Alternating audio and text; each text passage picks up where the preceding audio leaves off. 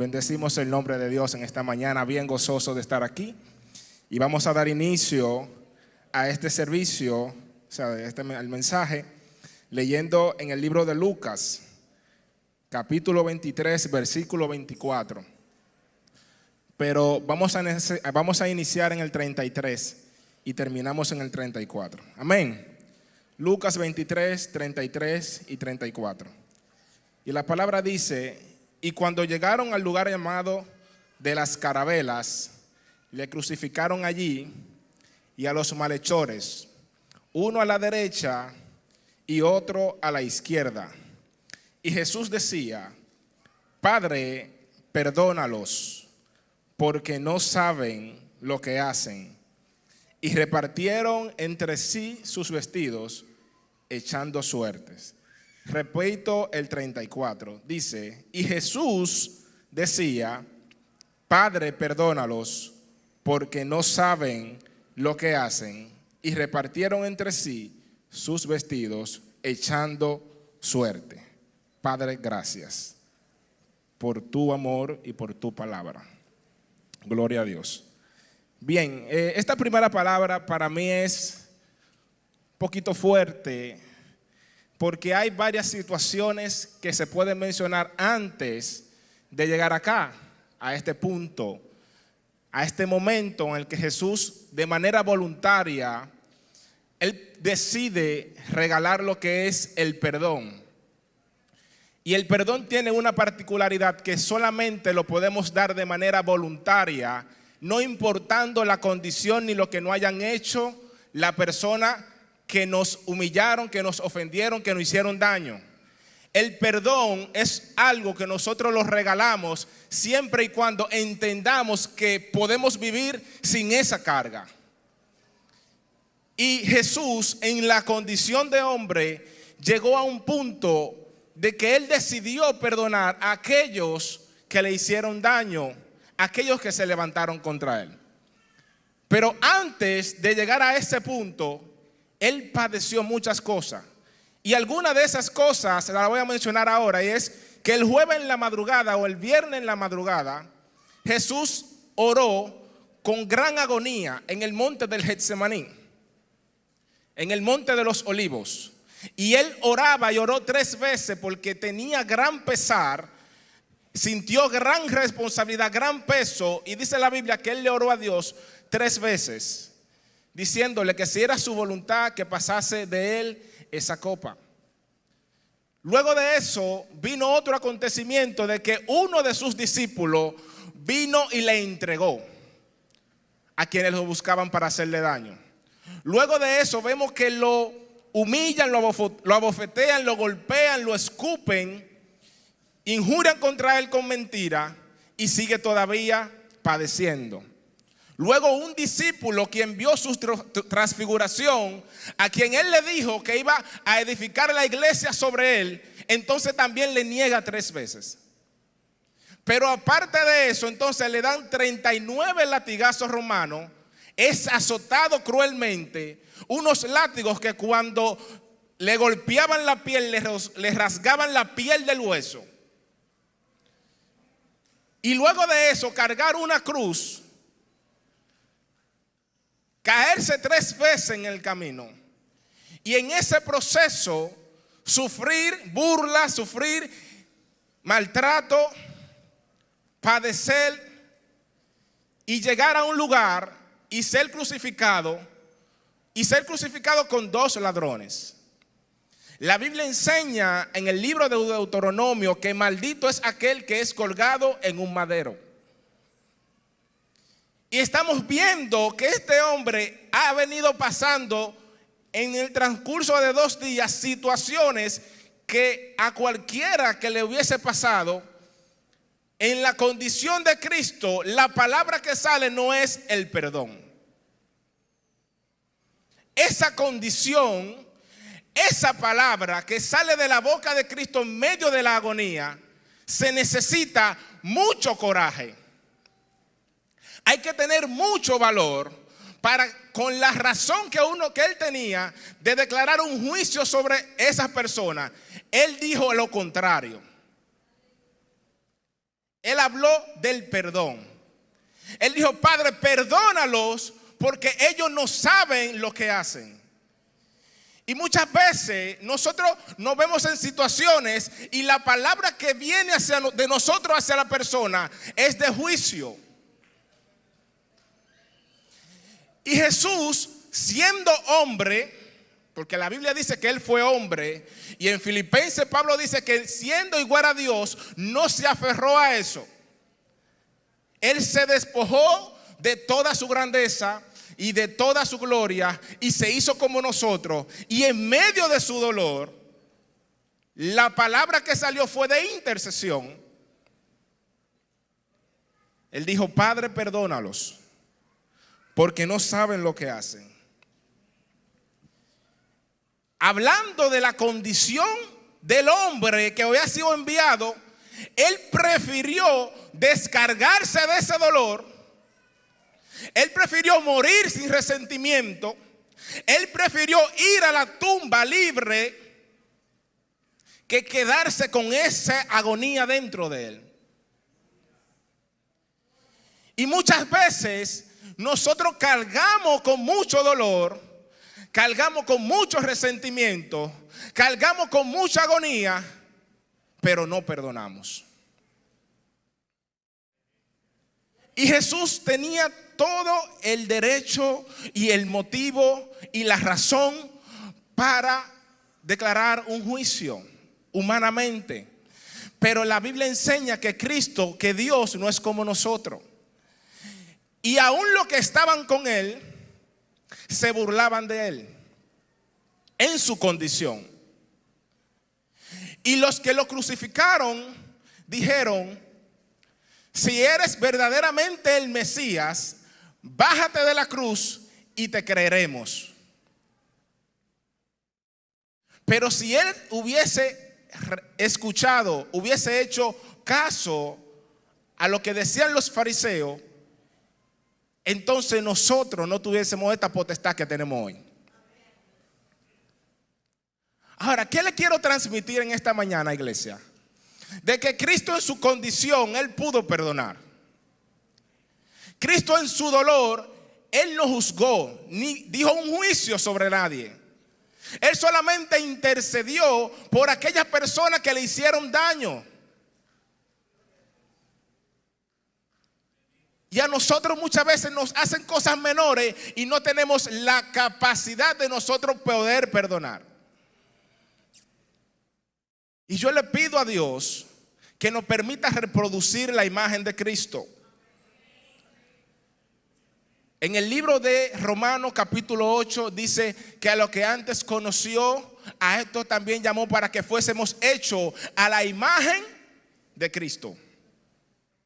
Hay otra versión que me gusta más que dice que fuimos llamados para ser reproductores de la imagen.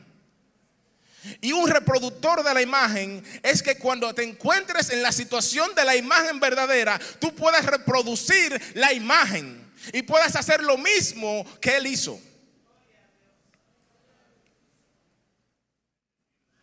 Y el dolor que Él padeció fue de hombre, fue humano. Y Él pudo resistir. Y en ese momento Él dijo 7 palabras, pero la primera fue de intercesión y de perdón. Procuremos que en medio de nuestra agonía, en medio de nuestro dolor, en medio de nuestro proceso, nuestra primera palabra sea de intercesión y de perdón. Porque muchas veces tenemos el juicio. Por eso cuando lo vinieron a buscar en un momento, dijo uno de los discípulos: hacemos que caiga fuego como Elías. Y él dijo: yo no vine en el espíritu de Elías. Yo vine a restaurar, yo vine a sanar, yo vine a redimir, yo vine a perdonar a todos aquellos que se levanten aún en contra de mi Padre. Aleluya. Y en esta mañana, iglesia, en esta primera palabra, mi exhortación, lo que yo sentí de parte de Dios para la iglesia, es que como Cristo perdonó, nosotros también perdonemos. El Padre nuestro dice: perdona nuestras ofensas como nosotros perdonamos a los que nos ofenden. Y para nosotros recibir el perdón de Dios, debemos de estar a la altura de Dios para nosotros poder perdonar a los que nos hacen daño.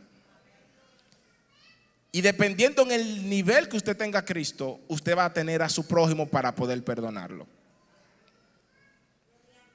El perdón es voluntario. El perdón no es una imposición. Es una decisión que necesita mucho valor de parte de nosotros para nosotros liberarnos y libertar a esa persona que nos ha hecho daño. A su nombre, Dios le bendiga, iglesia. La persona que continúa por acá. Lucas capítulo 23. Dios le bendiga, hermanos y amigos. Lucas capítulo 23, vamos a leer desde el verso 39.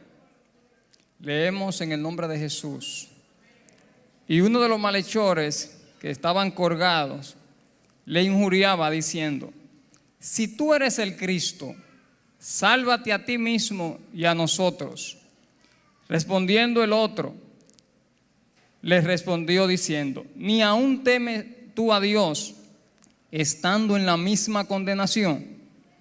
Nosotros, a la verdad, justamente padecemos porque recibimos lo que merecieron nuestros hechos, mas este ningún mal hizo.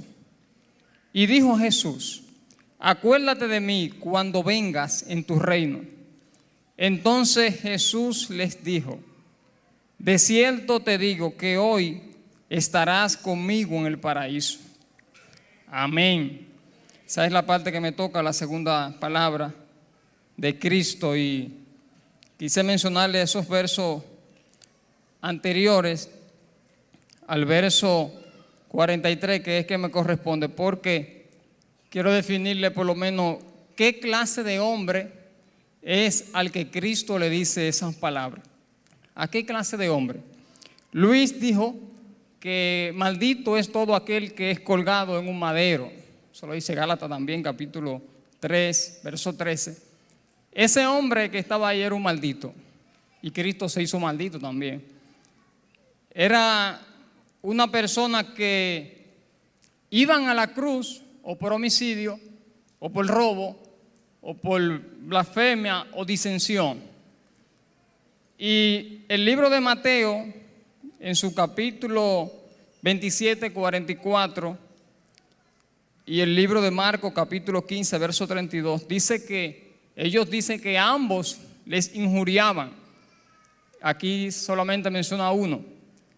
Era un injuriador, este hombre era un maldito, era un delincuente, era un depravado. Imagínense, tantas cosas malas. Era un maldito el que estaba ahí. Ahora, ellos comienzan diciendo: oye, bájate de ahí, diciéndole tantas cosas a Jesús.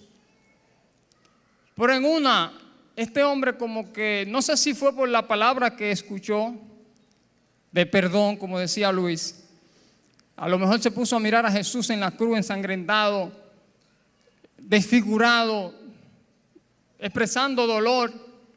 Y Jesús decir: perdónales. A lo mejor este hombre cambió de parecer en la cruz. Y en esa cruz, él reconoció que era un pecador. Porque él dijo: nosotros a la verdad, justamente, padecemos porque recibimos lo que merecieron nuestros hechos. Y aquí en esta tierra el que la hace, la paga. Y él dijo: nosotros dos merecemos estar aquí. Él reconoció que era pecador, que sus actos lo llevaron a la cruz. Pero él dijo: mas este ningún mal hizo. Reconoció que era pecador, reconoció que Cristo era inocente. Y le dijo a Cristo en la cruz, crucificado con una corona de espinas, lleno de sangre, agonizando,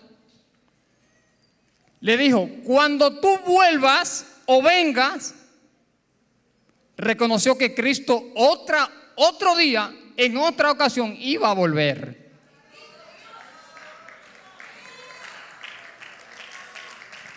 Y le dijo, cuando tú vengas en tu reino, gloria a Dios.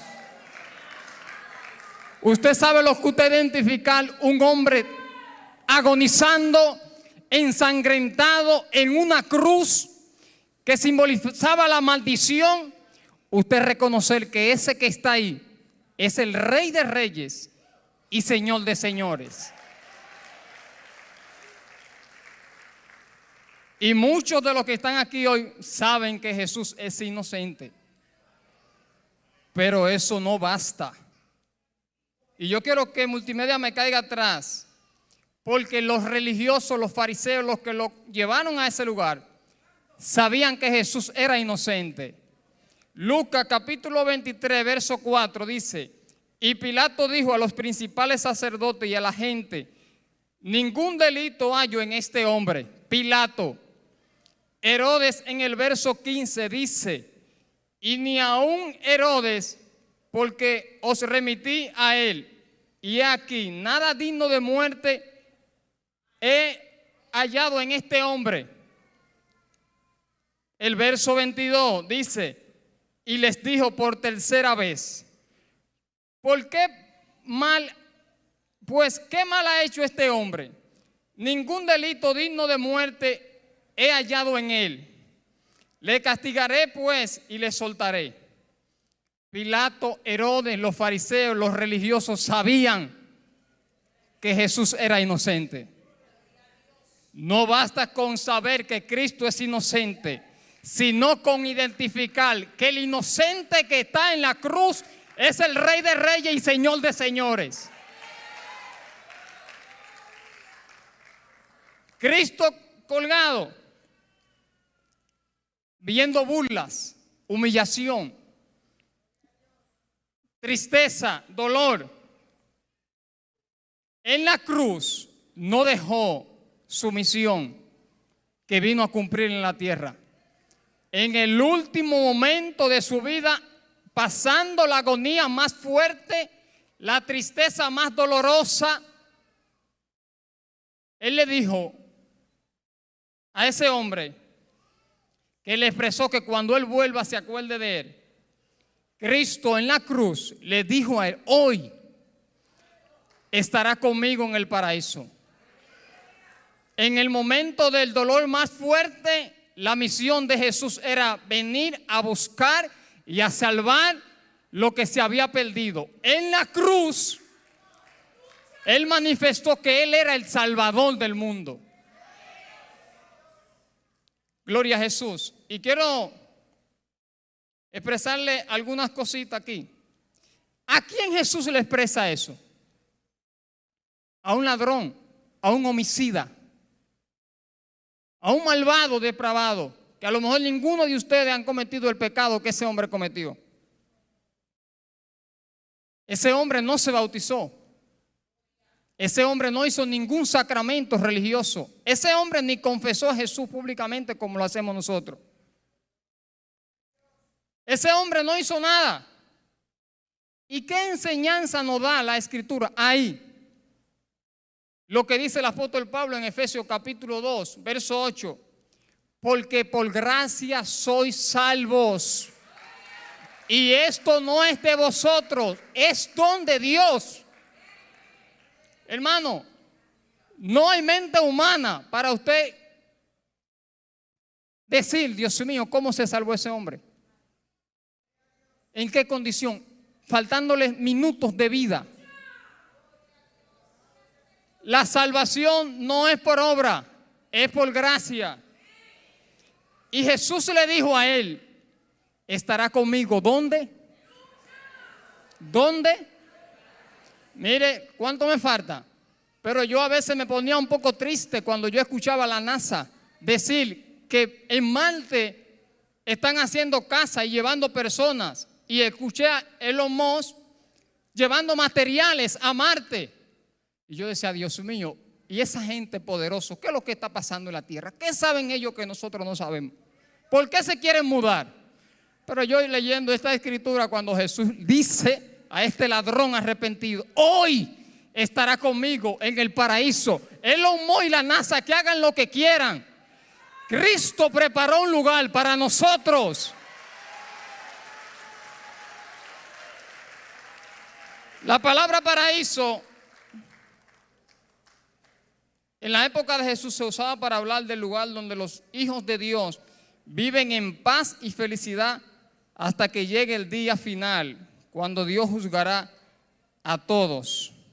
Estarás conmigo, compañía.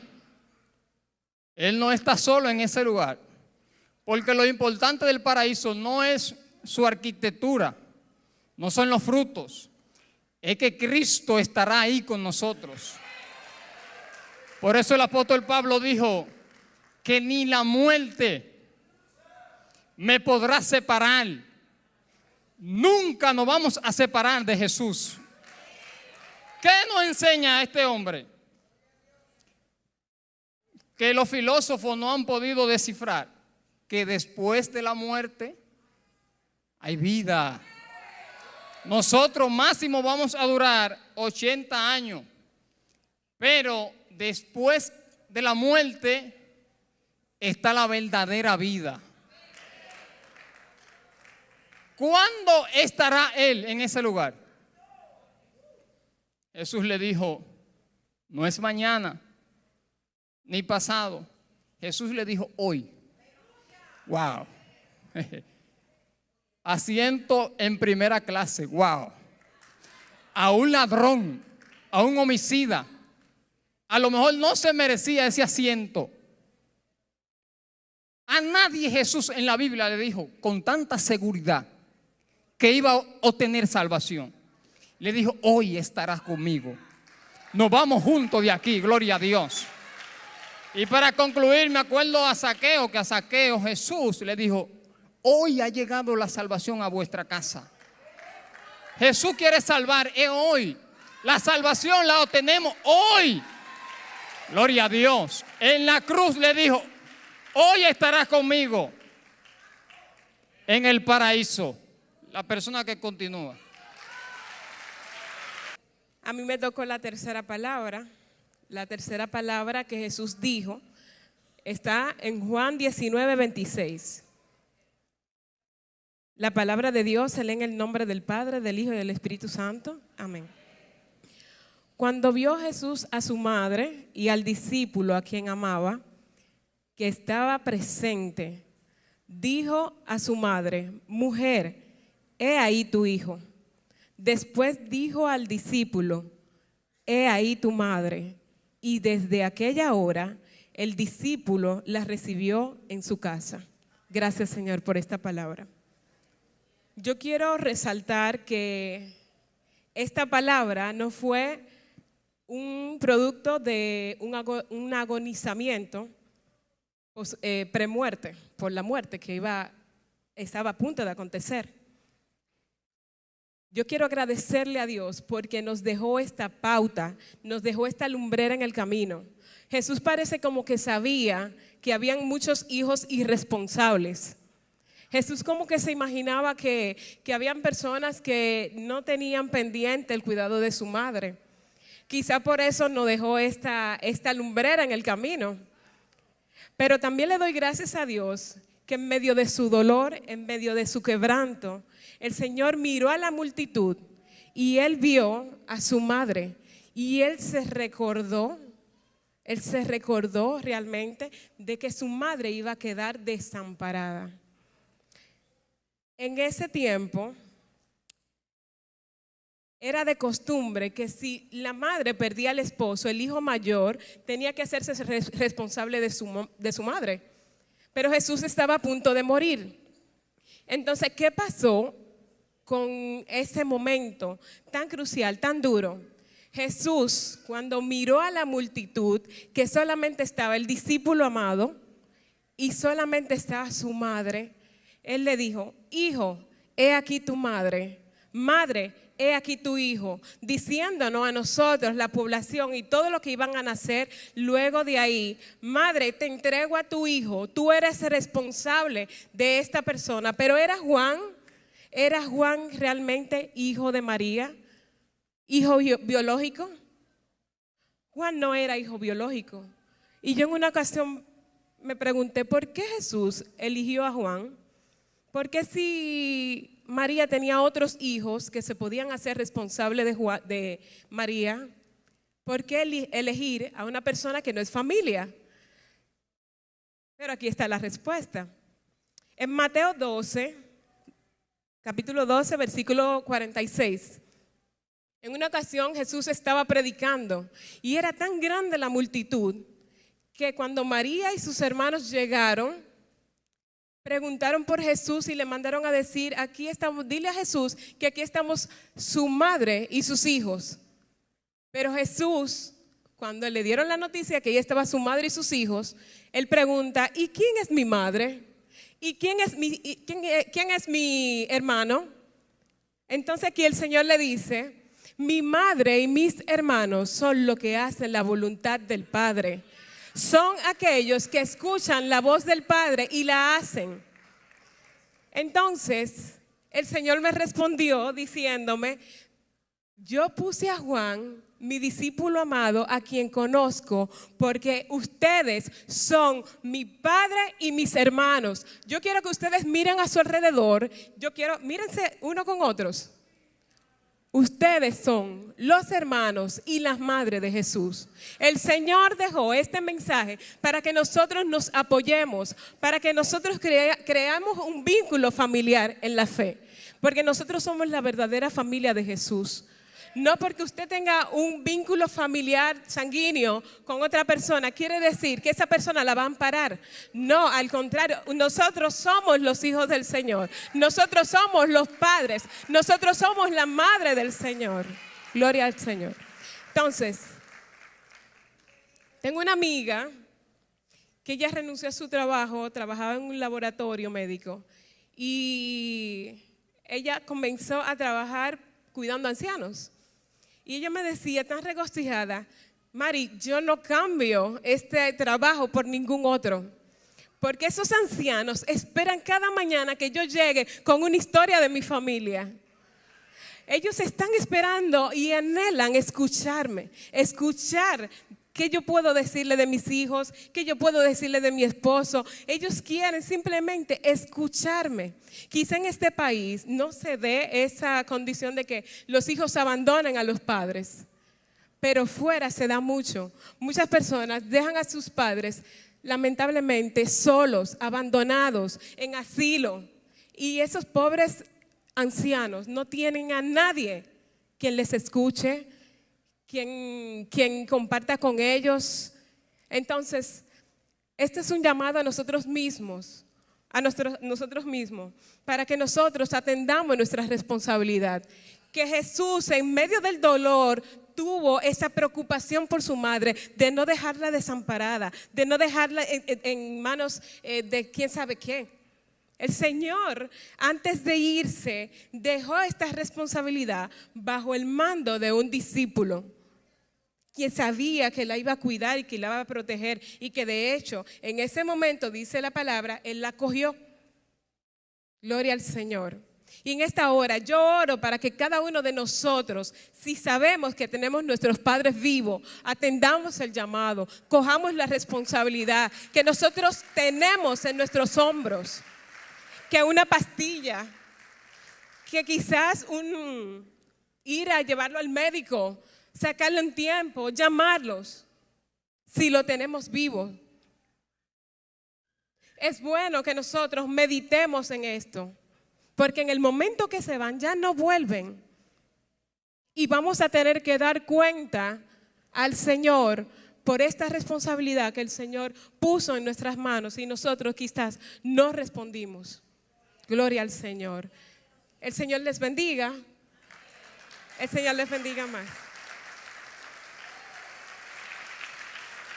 Lo voy a hacer breve porque la palabra es el clamor de Jesús, que muchas personas han tratado de explicarlo, incluso los que estaban ahí en ese día cuando él clamó y dijo Elí, Elí, lama sabatami.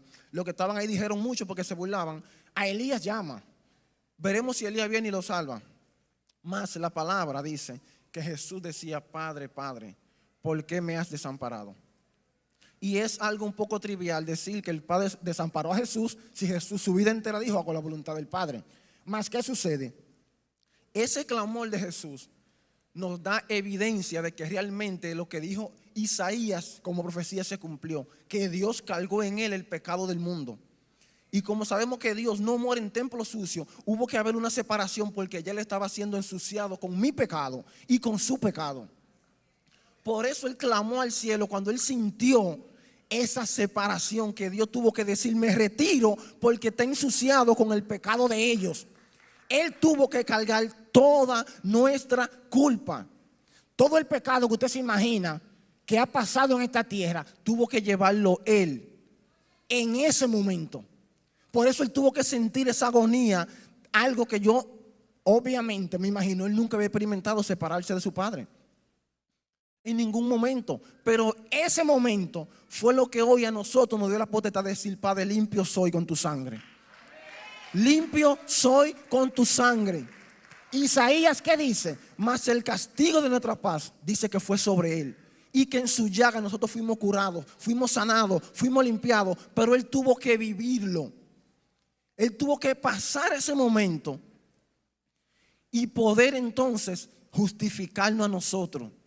No porque nosotros no mereciéramos justificación, sino por su amor.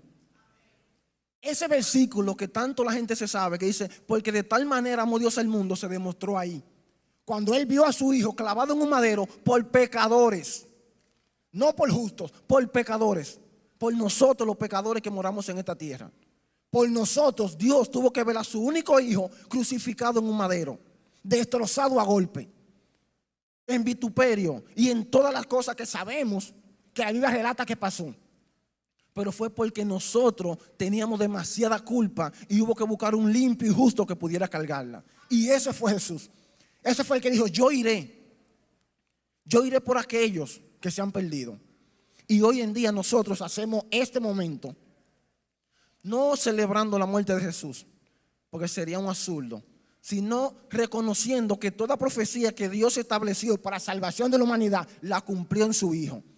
Y que Jesús aceptó ese reto que no cualquiera aceptaría, y Él pudo vencer por nosotros y para nosotros. Que meditemos en que esa libertad que Jesús nos ha dado la utilicemos en pro de Él. Cada día que pase en nuestra vida, no solamente la Semana Santa, hermano, el año entero. El año entero esa palabra sigue ahí escrita en la Biblia, retumbando y diciendo: ya Él cumplió su asignación, y yo, ¿qué estoy haciendo con la mía? Piensen que su asignación no solamente esta Semana Santa, porque Semana Santa son 2 o 3 días que la gente saca. Es todo el día que usted se levanta y usted respira. Pregunte: Padre, ¿cuál es mi asignación? Él sabía que la de él era morir, ya él murió. Ahora, ¿cuál es la mía? ¿Qué me toca hacer a mí? Pregúntele al Señor: Padre, ¿qué me toca hacer hoy? ¿Qué voy a hacer hoy que a ti te agrade? Que vaya conforme a lo que tú estableciste que yo tengo que cumplir. Porque es muy lindo, ya Jesús cumplió lo que él tenía que hacer. Jesús no va a morir nunca más. Ya eso pasó. Ya lo que a él le tocaba, la copa que él quería que pasaran de él, él la tomó. Él vivió en carne propia lo que le tocaba. Ahora nos toca a nosotros. Él fue su mejor personaje. Ahora usted y yo tenemos que ser nuestro mejor personaje también. Para que así como él está a la dieta del Padre, sentado en poder, en autoridad, en majestad, nosotros podamos llegar a la morada que él preparó para nosotros. Iglesia, meditemos en la palabra de Dios. Meditemos en hacer lo que Dios espera que nosotros hagamos. Dios le bendiga y Dios le guarde. La persona que continúa.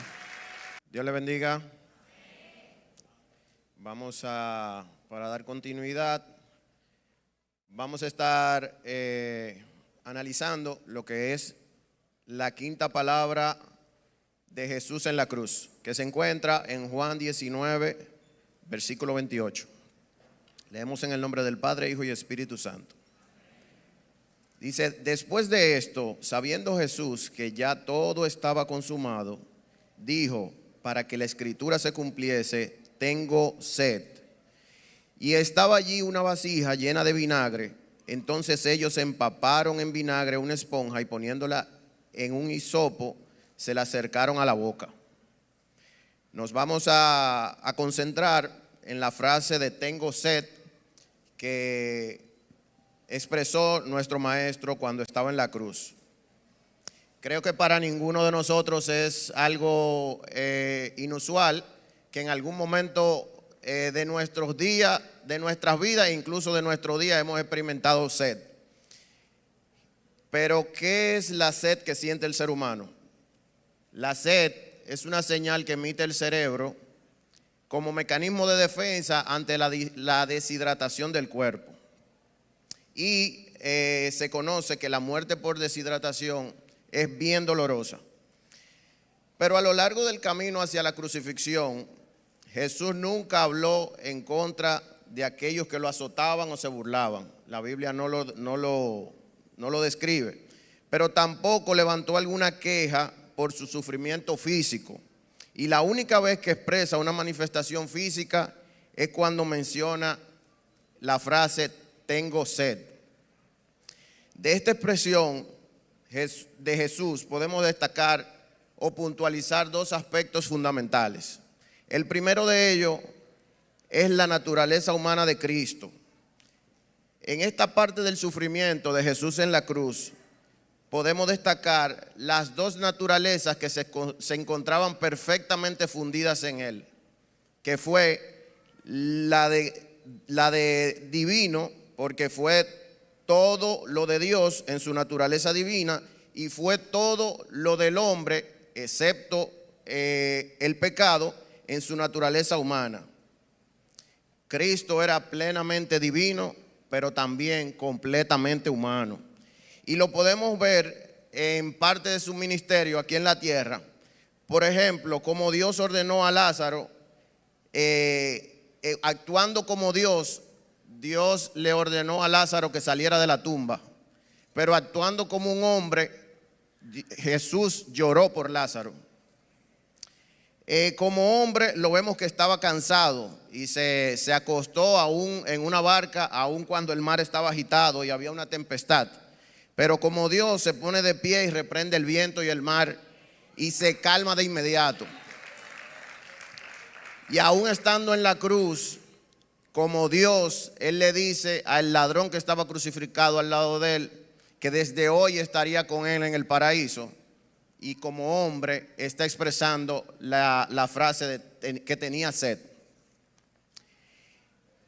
Podemos deducir por todo lo que Jesús padeció en la cruz que probablemente tenía una sed profunda. No sabemos de qué tiempo había pasado desde la última vez que el maestro habría ingerido algún líquido. No lo conocemos, pero podemos deducir que quizá pudo haber sido la noche antes en la Santa Cena, cuando estuvo con los discípulos. Pero sí sabemos que la pérdida de sangre, lo lacerado, lo maltratado que fue el maestro, pudo haber provocado aún una mayor deshidratación en él. Pero lo importante es que podemos ver cómo Jesús experimentó todas esas sensaciones que nos ocurren a nosotros los seres humanos. Él sintió hambre, que lo podemos ver en Mateo 4:2, cuando él salía de un ayuno de 40 días y 40 noches. Él se cansó. Después que iba de camino a Galilea, lo declara Juan 4:6, y se acercó al pozo de Jacob, donde se encontró con la samaritana. Él se enojó con los mercaderes que estaban en el templo. Él tuvo alegría, como lo declara Lucas 10:21. Tuvo tristeza cuando subió a Getsemaní y sentía que llegaba el momento de que lo iban a apresar. Él sintió tristeza. Tuvo compasión de una multitud, como declara Mateo 9:36. Fue tentado, tuvo sueño, y la expresión que vemos hoy, que tuvo sed. Por ende, podemos concluir que Jesús fue 100% Dios, pero también fue 100% hombre. Sin embargo, Filipenses 2:6 dice que el cual, siendo en forma de Dios, no estimó el ser igual a Dios como cosa que aferrarse, sino que se despojó a sí mismo, tomando forma de siervo, hecho semejante a los hombres. O sea, Jesús no se aferró a su deidad, a su potestad que tenía como Dios, sino que tomó forma de siervo y se hizo semejante a nosotros. Sin embargo, no era la primera vez que Jesús, quizá durante su crucifixión, manifestó que tenía sed o que en algún momento se le ofreció algo que tomar, porque unos versículos antes de este que hemos leído, y también lo declara Marcos 15:23, dice que le dieron de beber vino mezclado con mirra, mas él no lo tomó. Jesús se negó a tomar lo que en ese momento le ofrecían, ya que ese vino mezclado con mirra, según lo que se ha estudiado, dicen que actuaba como sedante, que se le daban a aquellas personas que ya estaban en el borde de la muerte para que en su agonía pudieran tener cierto alivio. Pero Jesús se negó a esto, y la razón por la que él se negó es porque Jesús quería tener plena conciencia de lo que estaba realizando en el momento, que era el sacrificio en la cruz para la salvación de nuestros pecados, para la salvación de nuestras vidas. El otro aspecto que queremos tocar de esta frase y que podemos ver es cuánto Jesús reconocía la autoridad de las Escrituras. Porque recordemos que el pasaje que leímos dice que sabiendo Jesús que ya todo estaba consumado, dijo para que la Escritura se cumpliese: tengo sed. Es decir, que Jesús se reconocía la autoridad que tenía las Escrituras y la cumplió cabalmente. La profecía a la que se hace referencia es a la que se encuentra en Salmo 69:21, que dice: me pusieron además hiel por comida y en mi sed me dieron a beber vinagre. Esa es la profecía que Jesús cumplía al momento de decir que tenía sed. Y es un salmo que se escribió probablemente cientos de años antes, y Jesús lo cumplió. En el momento en que ya Jesús está presto a partir y que ya todo estaba, él lo manifiesta en el versículo que leímos, que todo estaba consumado, que ya todo estaba listo, él no entregó su espíritu, sino que entendió y supo que había una profecía que aún le faltaba por cumplir, y era esta, de que tenía sed. Sin embargo, él solamente se limitó a decir que tenía sed. No pidió un líquido en específico, agua, vino, vinagre. Y para que se cumpliese esto, los soldados que no conocían probablemente este salmo, no conocían esa parte de las Escrituras, le dieron vinagre. Y en esto podemos ver la inerrante palabra de Dios, cómo la palabra de Dios se cumple perfectamente. Resulta irónico que aquel que le decía a la mujer samaritana que el que bebiere del agua que yo le daré no tendrá sed jamás, hoy estaba padeciendo de sed. Pero aquel Cordero de Dios colgado en la cruz estaba sediento también por el alma de cada uno de nosotros, para librarnos del sufrimiento y el castigo del infierno. Hermanos, que hoy seamos nosotros lo que expresemos, como dice Salmo 42:1, mi alma tiene sed de Dios. Que digamos, mi alma tiene sed de ti y mi carne te anhela. Porque Él nos dice en su palabra: bienaventurados los que tienen hambre y sed de justicia, porque ellos serán saciados. Porque el que en mí cree no tendrá sed jamás. Y si alguno tiene sed, venga a mí y beba. Hermanos, quizás hemos perdido a algún familiar o algún ser querido, quizás estamos cansados, quizás estamos pensando en rendirnos, quizás hemos experimentado soledad, rechazo, incluso traición. Pero tengo para decirle que Dios es un Dios en quien podemos acudir, porque es compasivo y conoce el dolor, porque lo vivió, porque cada proceso que estamos atravesando, Él tiene cuidado de nosotros. Por esto vamos a decirle a Dios, hermanos, que nos consagramos cada día más, nos santificamos para darle a Él lo que nos queda de vida y decirle que Él es un Dios vivo y de poder y que entregó su vida por nosotros. Dios le bendiga. Sexta palabra, nuestro hermano Oscar Abreu. Dios le bendiga, amados. La paz del Señor sea con cada uno de ustedes. A mí me toca la palabra consumado es, dice el Evangelio de Juan, capítulo 19, versículo 30. Cuando Jesús hubo tomado el vinagre, dijo, consumado es. Y habiendo inclinado la cabeza, entregó el Espíritu. Y me gusta cómo lo define la traducción de la Biblia, NTV, la Nueva Traducción Viviente. Y dice, después de probar el vino, Jesús dijo, todo está cumplido. Entonces inclinó la cabeza y entregó el Espíritu. Amados, lo que podemos observar en todo el contexto de la crucifixión, primeramente que la historia cambió en un antes y un después. La muerte y la resurrección de Cristo ha traído esperanza a millones y millones de personas. Ha sido un hecho trascendental, algo que le ha cambiado la vida a miles y millones de personas, como ya hemos mencionado. Pablo tiene que defender esta idea concerniente a los filósofos del primer siglo, porque una de las cosas que tenía el mundo helénico era que ellos decían que era imposible que la salvación pudiera venir por la muerte de un hombre judío.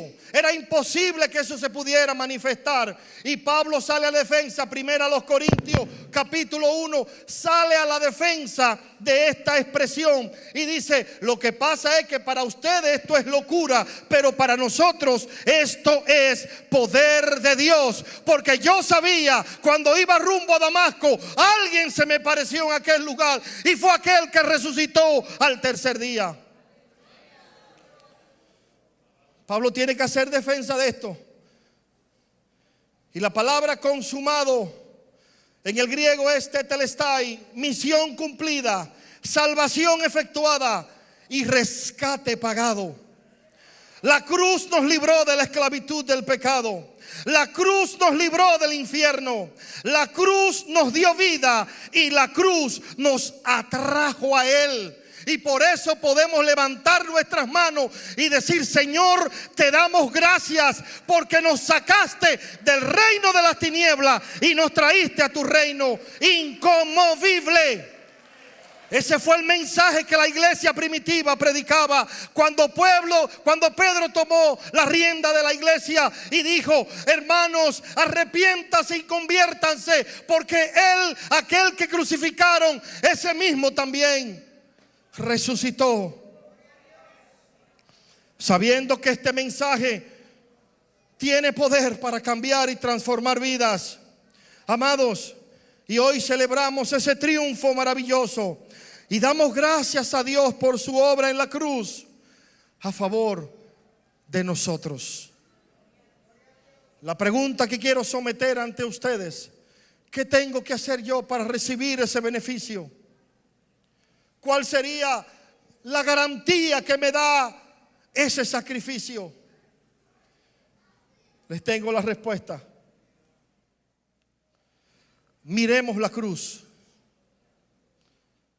Aferrémonos a la cruz y veamos que cuando fueron las mujeres a la tumba y preguntaron, alguien les dijo, Él ha resucitado, y como ha resucitado, Él vive y su iglesia también vivirá.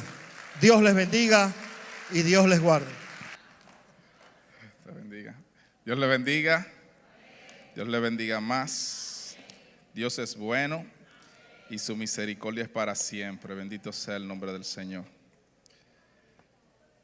Gracias a Dios por darme la oportunidad de estar aquí en su casa en este día. La palabra que me tocó en esta hermosa mañana y en esta ya tarde, bendito sea el nombre del Señor, fue la última palabra dicha por Jesús en la cruz del Calvario, la cual se encuentra en el libro de Lucas, capítulo 23, versículo 46. La palabra de Dios se lee en el nombre del Padre, del Hijo y del Espíritu Santo. Entonces Jesús, clamando a gran voz, dijo, Padre, en tus manos encomiendo mi espíritu. Y habiendo dicho esto, expiró. Gracias, Jesús.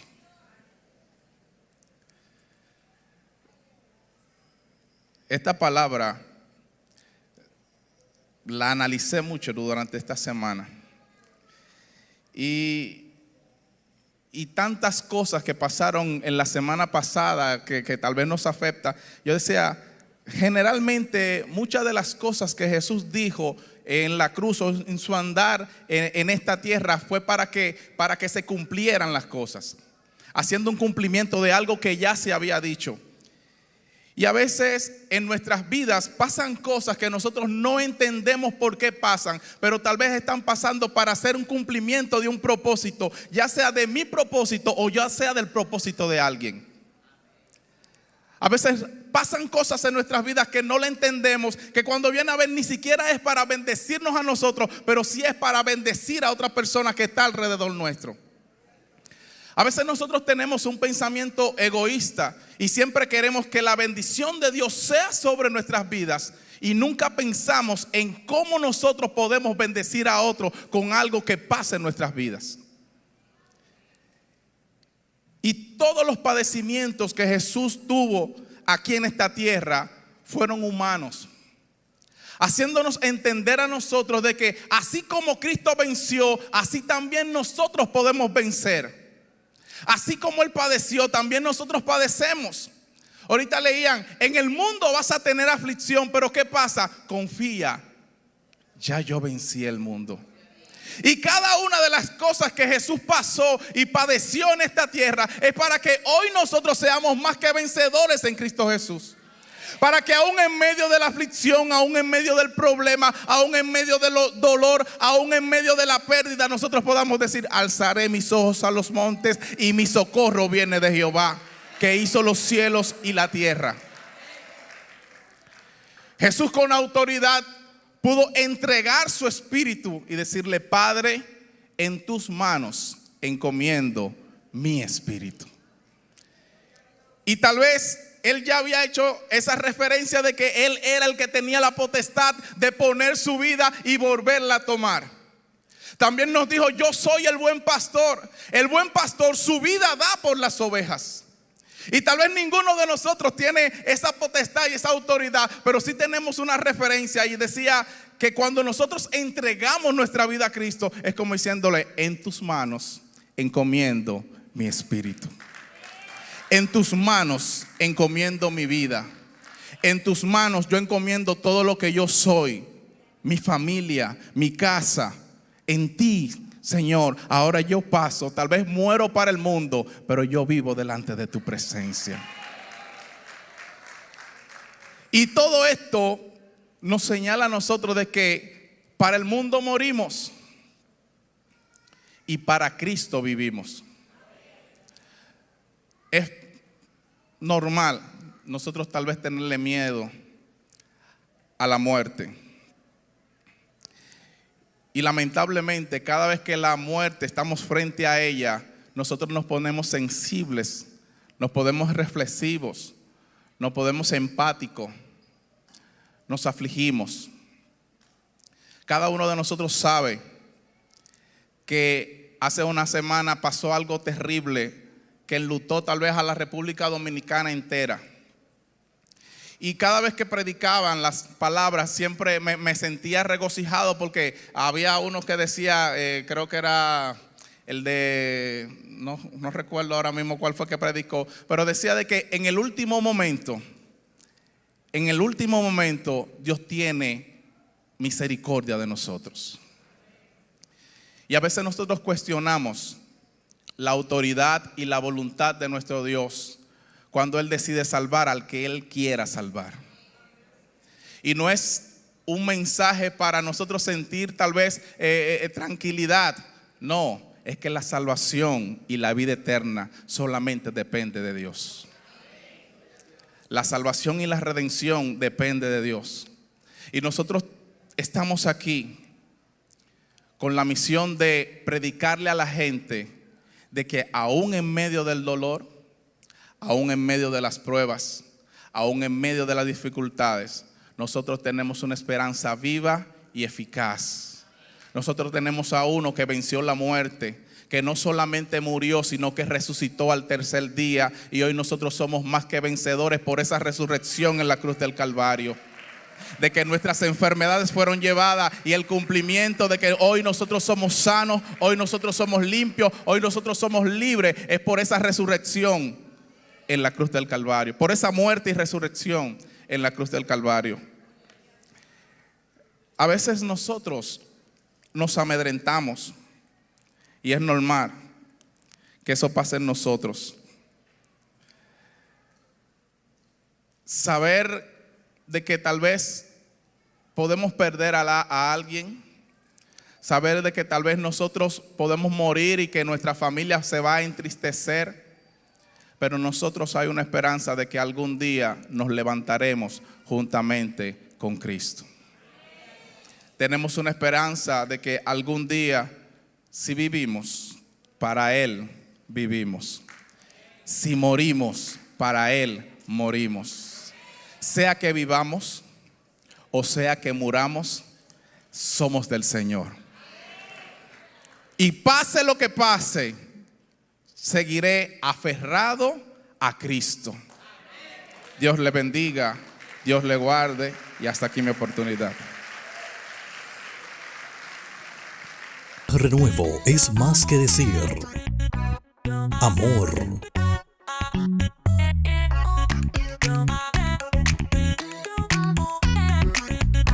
Libertad, sanidad, propósito, restauración. Ven y únete a nuestra gran familia de Renuevo.